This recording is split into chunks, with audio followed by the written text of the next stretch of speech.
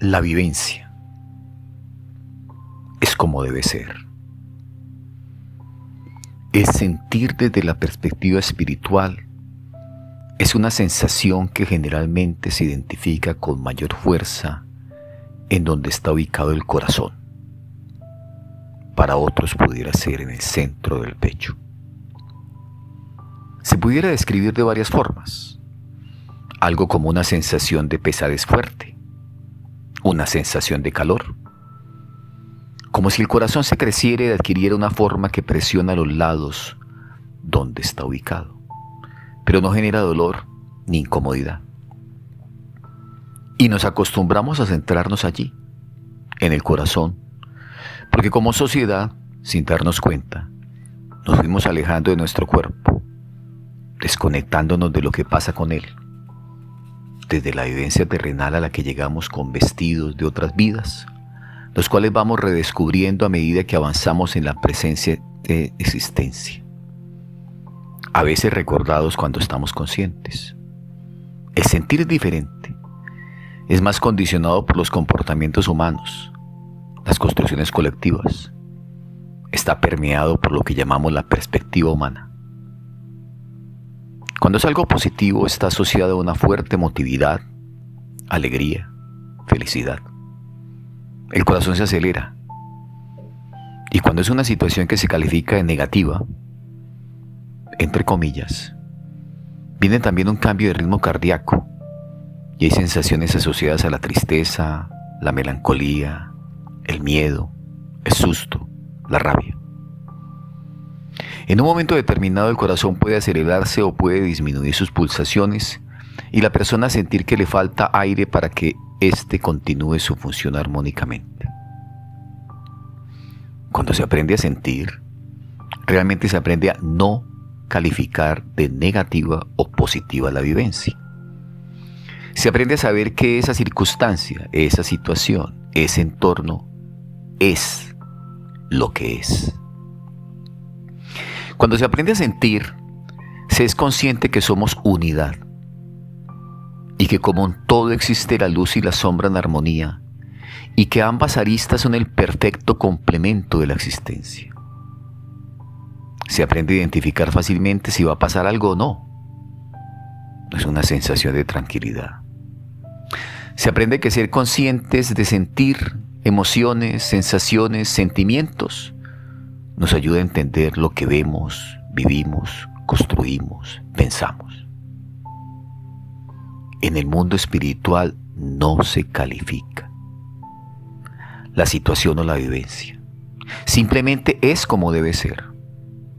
Es saber que es un proceso de aprendizaje ante el cual se debe estar alerta para encontrar, sentir y definir qué es lo que se debe aprender en ese momento. Desde una perspectiva más elaborada, el sentir se percibe en el cuerpo a través de las emociones, energía en movimiento, que se materializan en sensaciones, sentimientos y que solo a través del cuerpo las podemos reconocer. Juegan un papel importante los sentidos, como fuente de estímulos, lo que finalmente nos lleva al pensamiento, pudiendo ser este también estímulo para generar conmociones en el cuerpo, para indicarnos que estamos vivos. Humanamente hemos aprendido a vivir en la cabeza, en la mente, y esta parte es más pequeña si la comparamos con todo el cuerpo del ser. Sentir es vivir y existir a través del cuerpo, no de la mente. El sentir es reconocer, recrear y reconciliarnos con la corriente de vida que está dentro de nuestro cuerpo. La energía vital que, conscientes o no de su existencia, nos mantiene en este plano las 24 horas del día. Allí pasan las emociones, las sensaciones, los sentimientos. Allí se encuentra el motor que nos permite experimentar el mundo exterior. Ahora, siente, escribe. Sentir e instinto. Los animales sienten, perciben cosas y tienen sus sentidos muy desarrollados, más que los nuestros, porque están muy conectados con la naturaleza. En la medida que el ser humano se ha desconectado de la naturaleza, siente menos que un animal. Cuando se está en un momento de riesgo, el instinto lleva a tomar acciones para poder preservarse. A veces cuando una persona está frente a una situación de riesgo, comprometiendo su vida, en milésimas de segundo actúa y sin darse cuenta de lo que hace simplemente reacciona para sobrevivir. En condiciones normales no se hubiera imaginado reaccionar así. ¿Cuándo el ser humano recrea su instinto de sobrevivencia? Generalmente cuando está en peligro, cuando sus necesidades básicas no están satisfechas, lo lleva a tomar acciones para poder satisfacerlas. Es el instinto de conservación. Es una reacción inconsciente a un estímulo externo. Los animales lo que tienen es instinto, pero también sienten. Nosotros no tenemos tantas diferencias con ellos. Son seres vivos, igual las plantas, por ejemplo, las carnívoras. Ellas por instinto reconocen lo externo y simplemente actúan. O las plantas venenosas. El instinto es casi que una acción reactiva frente a un hecho externo. Es inconsciente, simplemente se activa en un momento determinado. Por ejemplo, el perro ladra cuando necesita que el ser humano atienda. Por alguna cosa está ladrando. No está ladrando por el simple hecho de hacerlo. Es porque algo lo lleva a tratar de comunicarse de esa manera. Ahora siente y escribe. Nadie llega al sentir espiritual sin haber hecho la escuela. Hay una diferencia muy grande entre el sentir humano y el sentir espiritual.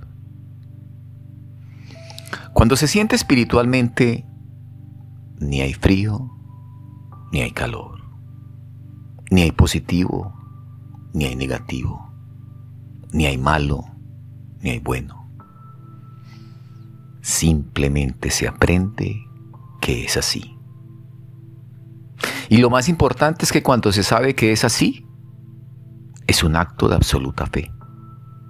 Fe en el hecho de saber que, así las circunstancias humanas muestren otra cosa, sabes por dentro. Es decir, sientes que es así. Alguna gente logra sentir de esa manera y otra gente no, porque no lo ha pedido, no lo ha querido, no lo ha trabajado, le falta todavía caminar. Es un acto de fe porque puede que nadie más lo vea como lo ve quien tiene esa certeza.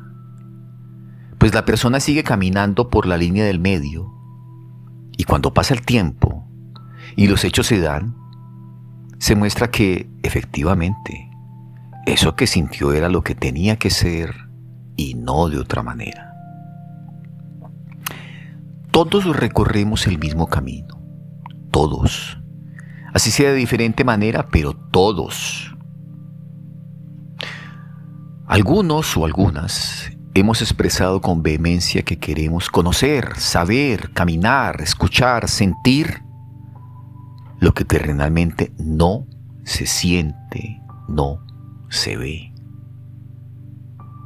En el momento en que se pide es porque ya ha habido un recorrido fuerte, experiencias, se ha vivido, equivocado y se sigue equivocando. Es una condición humana primaria porque nadie llega a sentir espiritual sin haber hecho la escuela. ¿Cuál escuela? La de los aprendizajes, egos, apegos, maltrato a otros.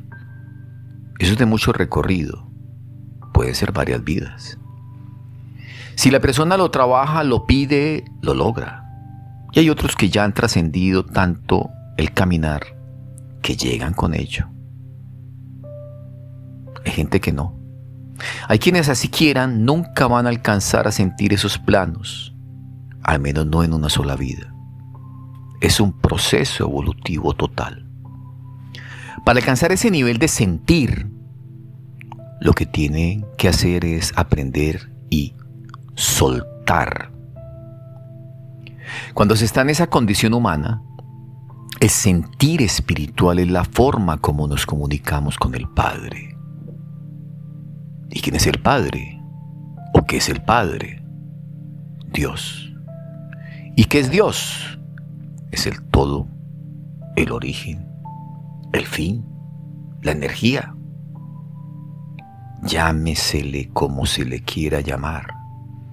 Energía universal, Dios, universo, conciencia crística, no sé. Pero es la forma como se comunica y se sabe que es así y no es de otra manera. Todas las personas sentimos. Todas. No existen seres desalmados o no sintientes. Deben sentir y lo hacen permanentemente, pero sentir desde lo humano. Ahora siente y escribe. La vida no está asociada a un instrumento que es el cuerpo. Cada grupo, movimiento, religión, tendencia, lo que sea, se construye a sí misma su propia metodología. Y sobre ella va determinando grupos de gente. Y la gente irá a cualquier tipo de grupo. Creerá lo que considere en un momento determinado. Y esa es una herramienta para ayudarlos a caminar. Todas las formas son válidas. Entre las religiones y las creencias existe una polémica. Unos hablan de vida eterna, otros de una evolución que inclusive algunos lo ubican en el tema animal, que si pudimos haber sido animales o no. Otros hablan de otras cosas. ¿Por qué tanto debate sobre eso? Son una infinidad de respuestas asumidas por el ser humano mientras avanzamos en lo que todos vamos buscando, un ser superior. Unos dicen que la reencarnación no existe. Es como si después de la muerte se llegara a un fin específico, estar al lado de Dios.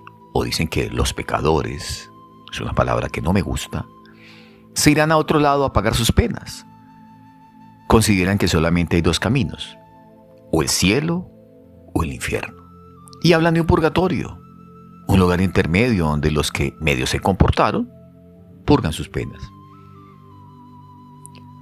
Otros hablan de que solo hay una vida en este planeta o en este espacio físico.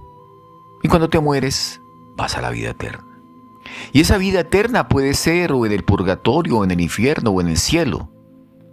Ellos no hablan de reencarnación. Recuerdo conversaciones muy fuertes con líderes religiosos. Ellos, a sus seguidores, no los guían para que avancen en un proceso de desarrollo espiritual, como sí lo hacen en su círculo cerrado al interior de su institución. Y en su interior hay tendencias distintas. Hay unos muy radicales, otros que tienen una mentalidad más abierta y más cercana a lo que Jesús quería que todos pudieran ver.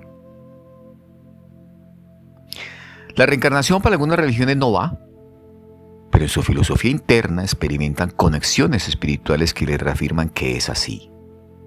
Que hay procesos de evolución, hay voces, hay estados, lo llaman milagrosos, que hay revelaciones, personas que están en ese camino. Es un error que a la gente no se le diga las cosas como son. Pensaría que lo hacen creyendo que no todas las personas estamos en la misma vibración, en el mismo nivel, que la mayoría no la cogen. A lo mejor por eso evitan el ejercicio de hablar abiertamente sobre la condición espiritual de todos, seguidores o no seguidores. El fondo del juego parece ser es usar la gente. Le dan una regla de comportamiento social para que la sigan. Si no la siguen, se castiga. Y si la siguen, se premia. Hay creyentes quienes plantean la subversión.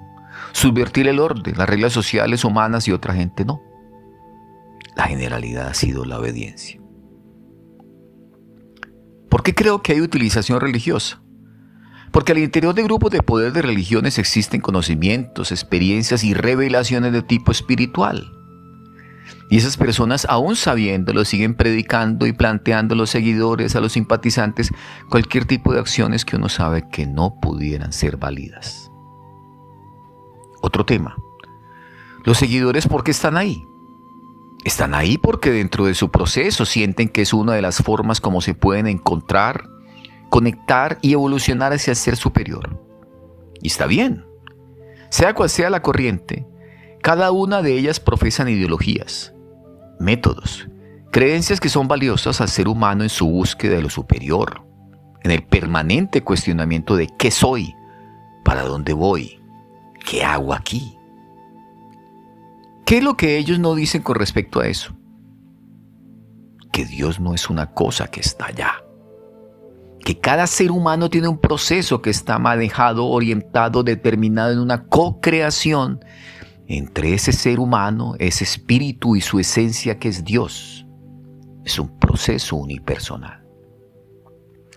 Ese ejercicio unipersonal lo lleva a emprender acciones que, para una construcción social, pudieran ser equivocadas o no, valederas o no, aceptadas o no. Pero el único que sabe qué es lo que está pasando ahí y por qué está pasando eso es Dios,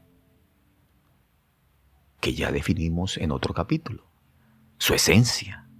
Porque ni siquiera esa persona muchas veces sabe qué es lo que le está pasando. Pero vamos a la discusión. ¿Vida eterna versus reencarnación?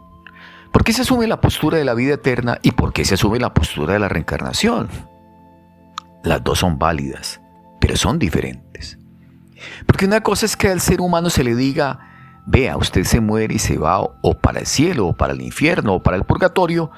Y otra cosa que a usted le digan, usted se muere, lo llevan a hacer un balance. Después de que hace un balance, usted reencarna otra vez, generalmente.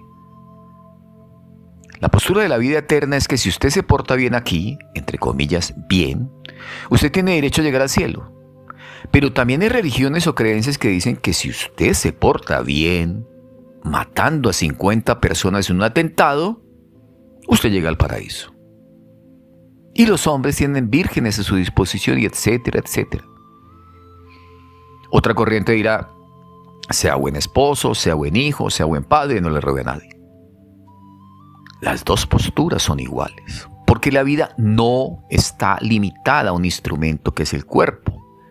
Está asociada a mi construcción y a mi experiencia. Está asociada a quemar etapas. Eso conlleva a que en un momento determinado se esté viviendo en un cuerpo, en una temporalidad. Y luego ese cuerpo se deja y uno vuelve a otro nuevamente al proceso.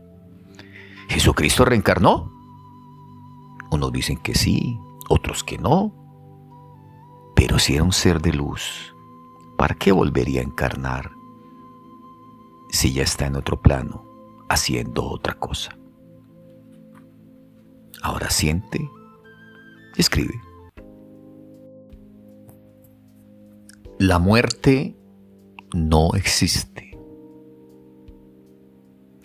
La gente la encuentra como un enigma y un fin al que no quisieran llegar. Un estado doloroso, pero realmente es quemar una etapa para volver a empezar.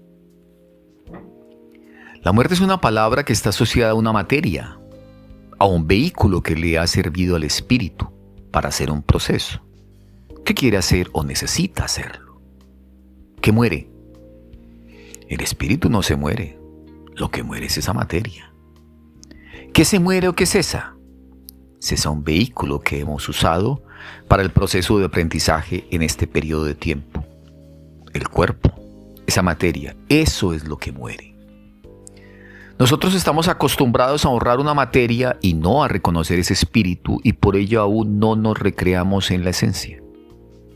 Y esta condición humana arraigada en la materia es tal que incluso hemos construido lugares para depositar los cuerpos, las materias, espacios para seguir venerando los despojos mortales. Muere la materia. ¿Qué es morir para el ser humano? ¿Qué construyó como concepto de morir? Es dejar de. Pero lo que deja es la materia. El espíritu no muere, sigue, se transforma a medida que va evolucionando. Se va volviendo una energía de mayor vibración, mucho más fuerte, pura, deleitada en experimentar la vida y lo logra, generalmente. La muerte entonces, como muchos la entienden, no existe. Lo que existe es una superación de etapas asociadas a una temporalidad. Aunque a veces las etapas no se superan completamente y se da la necesidad de reforzar y de asumirlas, de abordarlas de otra manera, en otro momento, en otro espacio. Se puede estancar el proceso, es cierto. No es una ley universal que un espíritu en una vida trascienda. Puede que no trascienda. Generalmente trasciende, pero muchas veces no lo logra. Por el contrario, puede involucionar. Sin embargo, esa energía, ese ser, tiene la posibilidad de retomar el proceso de evolucionar y desear experimentar nuevamente la existencia humana para fortalecerse. Por eso pasan muchas vidas y la persona no se da cuenta, porque en ese plano, el tiempo que concebimos los humanos no funciona de igual manera. Una persona cuando se va a ir de este plano puede fácilmente darse cuenta que hace parte del todo, de la unidad, de la esencia, a través de algo sutil en sus últimos instantes. Y entonces hace conciencia de la trascendencia hacia el todo, hacia la nada, hacia el amor infinito.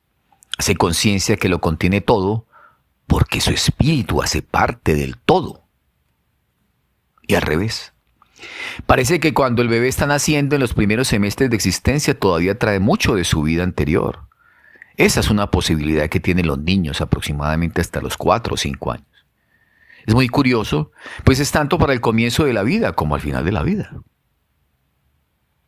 Es una puerta de entrada del plano espiritual al plano material y del plano material al plano espiritual. Es un entronque. Ahora siente y escribe. Ateos. Quienes consideran que las dos concepciones que vimos en el anterior aparte es un cuento. Que realmente el ser humano cuando se muere y ya. Desaparece, responde a su estado, a su nivel de evolución. Seguramente en cualquier momento de mi existencia yo estaba así.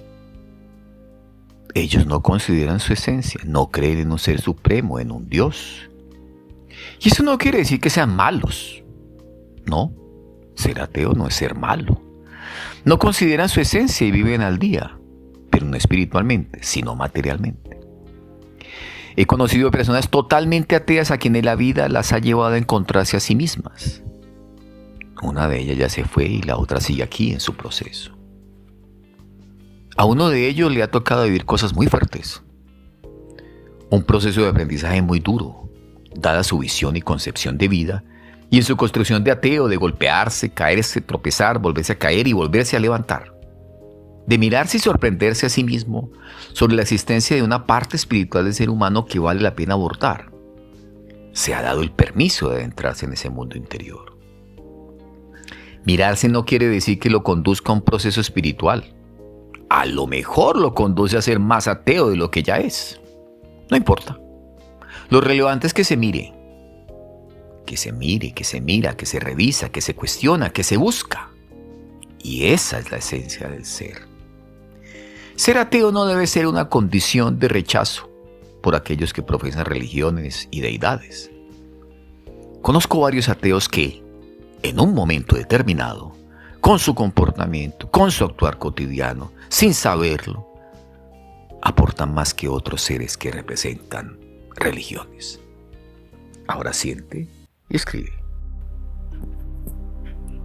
Todos somos universo. La primera vez aquí. La primera vida, muerte, es cuando la esencia de Dios ha decidido que ese espíritu tenga un proceso de experiencia humana.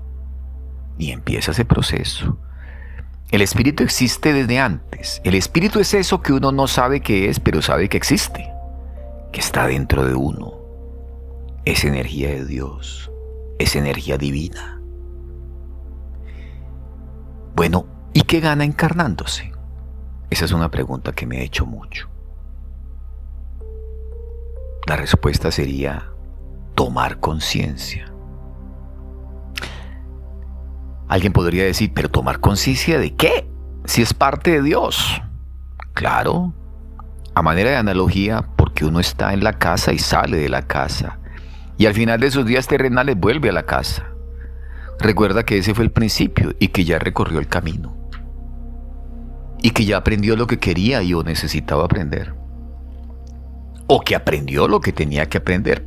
Puede ser. Es una decisión voluntaria. El espíritu puede llegar a involucionar, porque en un momento determinado las condiciones que lo rodean lo llevan a ello. Pero la esencia es perfecta, completa y entera. La esencia de Dios. Esa esencia es perfecta, es única, es amor. Esa esencia es conciencia, es sabiduría, es inteligencia. Estamos inmersos en el todo y venimos de la pureza. Podríamos preguntarnos, ¿cómo se viene así y se somete a un proceso de evolución fuerte con unas experiencias que pudieran pensar uno son involutivas? ¿Cómo se explica eso? ¿Pero cómo sale de allá? Y la respuesta es, porque quiso aprender de otra manera. No es una imposición, es voluntaria. Uno debe querer hacer el proceso. ¿Cómo sale esa célula de allá? En similitud se diría que el centro del universo se ve como una fuerte luz única, grande, en movimiento, y de pronto se desprende una lucecita chiquitita. Se identifica como un pedacito del todo y ese pedacito es el que empieza el proceso. Los científicos dicen que nadie sabe todavía dónde está el centro del universo. Lo asumen como un lugar determinado. Para mí, Claudia Esperanza Castaño Montoya, no es un lugar, es un estado, es energía, emoción, es un sentimiento, es un vacío. Es la nada y es todo. Nosotros estamos adentro. Nosotros somos el universo. No tiene dimensión. Es difícil decir es del tamaño de. Todos somos universo. Ahora siente y escribe. Presencias, fantasmas. ¿Por qué alguna gente siente presencias y otra gente no las siente? ¿Y por qué unas se hacen sentir y otras no se hacen sentir? Porque ellos están en un nivel que les facilita saber que están en esa condición. En esencia somos energía y como energía al volverse más densa se materializa en algo que es perceptible al humano. Repito, en esencia somos energía y como energía al volverse más densa se materializa en algo que es perceptible al humano. Algunos que estamos en este vehículo corporal o material, nos desconectamos de la esencia, desconocemos y hasta no aceptamos que somos unidad y que como unidad podemos sentirnos, percibirnos. La sensibilidad extrasensorial es inherente al ser. Solo que algunos ya sea porque lo desean o porque sin darse cuenta tienen la oportunidad de percibir y hasta ver y oír lo que a simple vista no existe, son capaces de conectarse con los seres que no están encarnados. Imagínense que se despojan del vestido, luego de la piel, y se dan cuenta que adentro de su cuerpo corre la vida. Sistemas que nos permiten existir y que cada sistema está compuesto por órganos y estos a su vez por células y estas las separamos en sus partes y vamos acercándonos al átomo donde uno de sus componentes es fuente de energía. Solo ese ejercicio nos ayuda a comprender que estamos hechos del mismo material, de la misma esencia y así la creencia de que somos uno se hace real y perceptible a cualquiera que haga el ejercicio. Y estar hechos de la misma materia nos permite sentir lo que vemos y no vemos. Así comprendemos que esa energía que ya no tiene vehículo, también tiene la posibilidad, si lo desea, de hacerse sentir, cualquiera sea el propósito para ello. También usan otras personas para hacerse notar, Se presentan en sueños, utilizan los recuerdos para decirle al otro que está bien o para enviarle mensajes de perdón o mensajes de amor o mensajes de tranquilidad. Ellos están ahí. Uriel Escobar dice que las personas que tienen la capacidad para percibir formas no encarnadas son aquellas que están en un nivel evolutivo mayor. Porque la vida es una escuela y vamos aprobando grados, dice Uriel. Una persona puede morir en 6º grado y en la próxima encarnación debe seguir en 7º grado, hasta que finalmente se gradúa y luego se especializa, hace maestría, un doctorado y finalmente no regresa porque se une al alma universal. Jesús no regresa, Buda no regresa, ya han aprendido lección, es el comentario del psiquiatra Uriel Escobar. Ahora, siente y escribe. Demonios. ¿Qué es un demonio? Es un ser, ya sea encarnado o no, que nos tienta a caminar por el camino que no se debe, según la concepción y las reglas espirituales. Hay espíritus no encarnados que están en un proceso de inconsciencia, lo cual lo lleva a hacer manifestaciones inadecuadas, como una presencia que está ahí, que incomoda.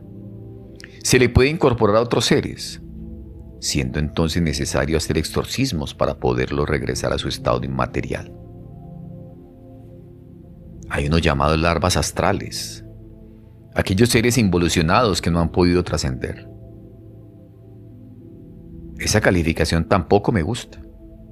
Creo que nadie puede ser calificado de esa manera porque de cualquier forma están en un proceso primario de evolución.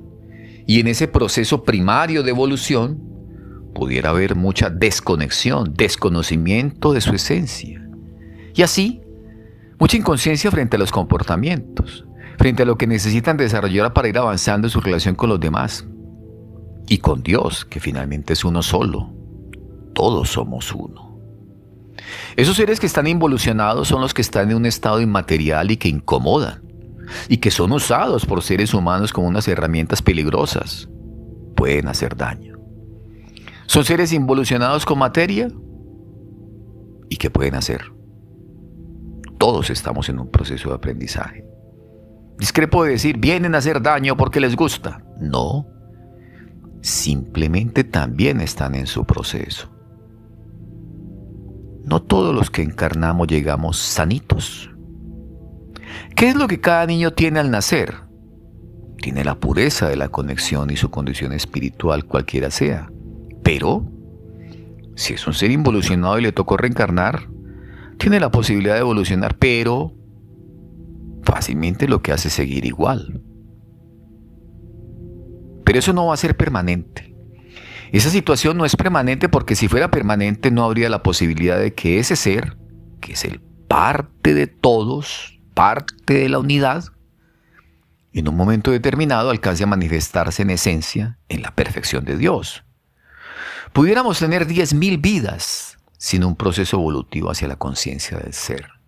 Y realmente hay un fondo único y es el amor universal. Ese es el fondo. Por eso esa persona, ese ser, ese espíritu, no se va a quedar en ese proceso de evolución para siempre. No, no se quedará. Ahora siente y escribe. No sé cuál es tu proceso evolutivo y tú no sabes cuál es el mío. Los dolores humanos y la evolución espiritual. Este capítulo lo comienzo con una frase que es necesario que sientas. Una persona que siente satisfacción cuando mata a alguien, igual está sintiendo. Te la repito. Una persona que siente satisfacción cuando mata a alguien, igual está sintiendo. Hay seres humanos que son capaces de causarle mucho dolor a otros con absoluta frialdad. Espiritualmente ellos están aquí y son así porque están cumpliendo un rol horrible, espantoso, pero ese rol es necesario en su proceso de aprendizaje.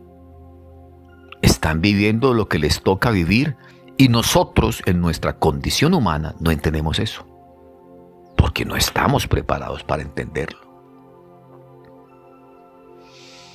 Cuando una persona asesina a otra, de una manera u otra, está cumpliendo un designio dentro de su proceso de vida. Y el muerto también está en su proceso.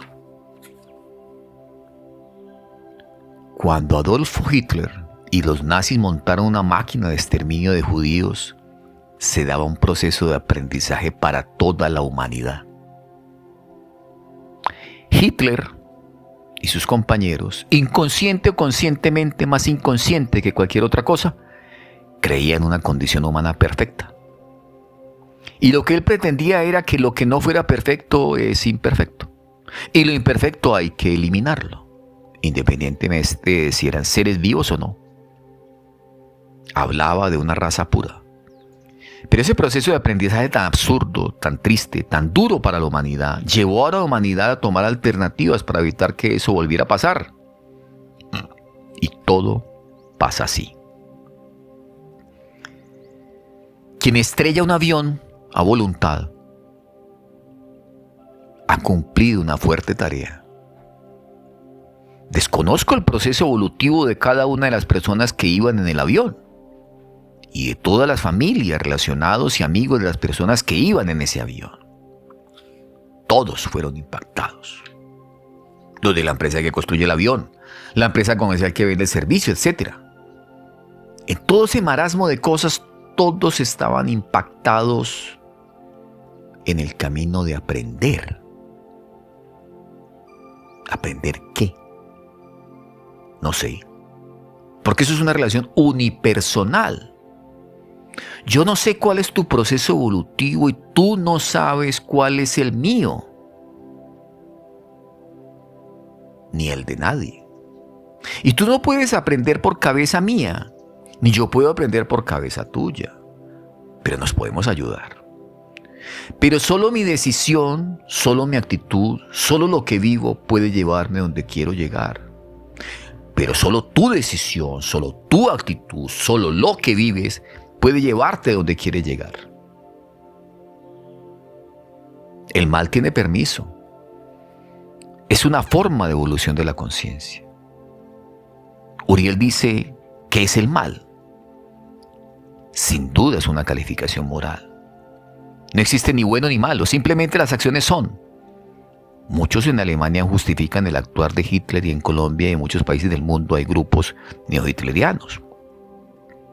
Muchos colombianos aún siguen pensando que hay que matar a todo aquel que sea diferente, dice el psiquiatra Uriel Escobar.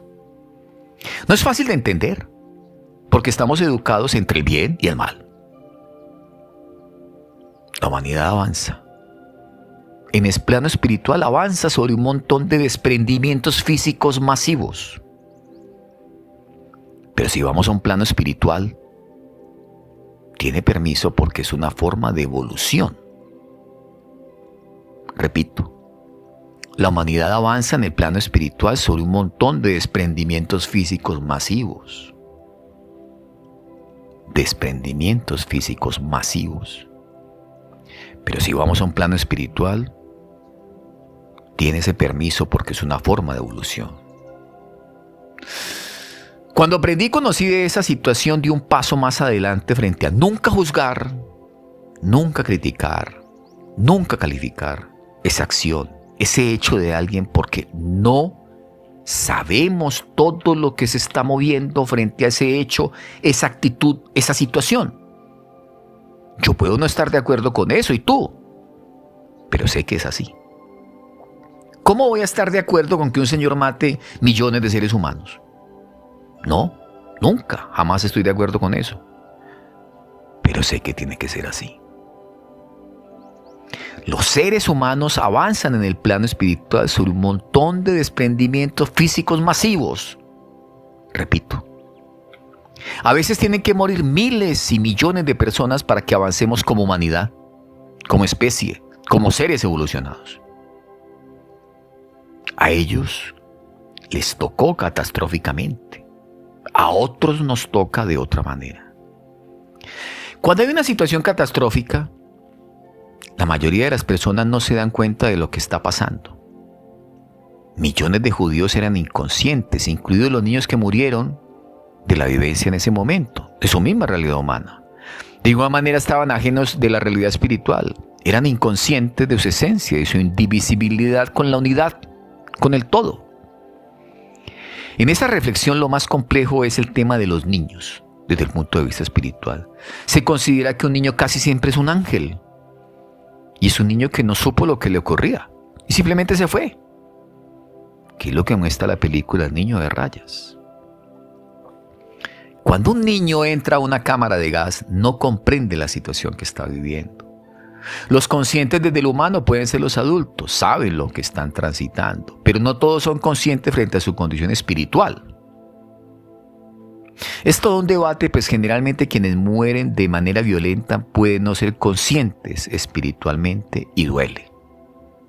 Repito, es todo un debate, pues generalmente quienes mueren de manera violenta pueden no ser conscientes espiritualmente de la situación y duele. Normalmente mueren de manera biológica y o en paz aquellas personas que han alcanzado algún nivel de conciencia.